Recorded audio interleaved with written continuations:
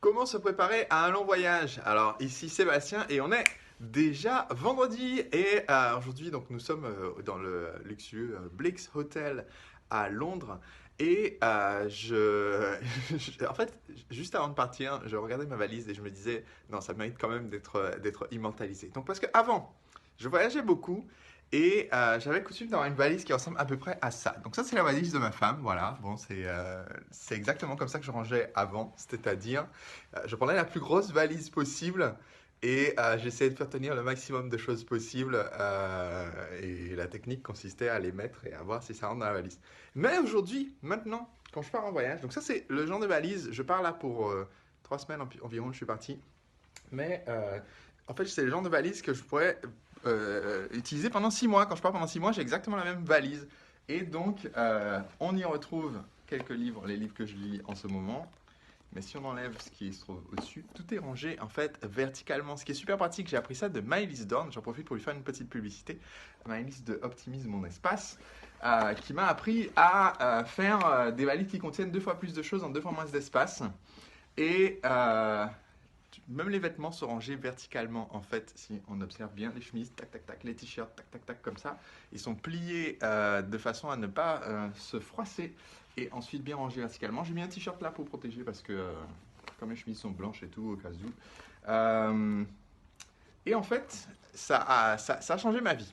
Et des fois, les gens disent ah ouais, mais Sébastien, en fait, t'es super organisé, etc. Alors là, je pense qu'après avoir vu mon rangement de valises, ça va être encore pire.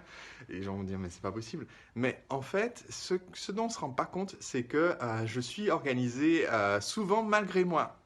Par exemple, le fait que mon séminaire, quand je fais le séminaire Entrepreneur Libre, on a un fil conducteur de 160 pages qui dit en détail tout ce qu'il faut faire, dire à quel moment on met la musique, à quel moment on fait les pauses, à quel moment on fait ceci, les exercices et cela.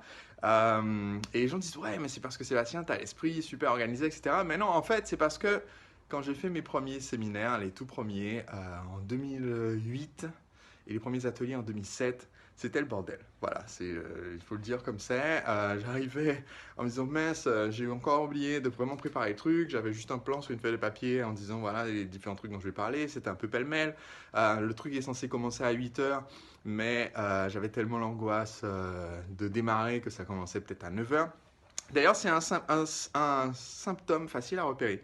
Quand vous allez dans un séminaire, que ça commence en retard, c'est jamais à cause d'événements extérieurs, c'est toujours à cause de l'angoisse du mec qui est censé présenter le séminaire. J'ai découvert ça en étant moi-même le gars angoissé, quoi.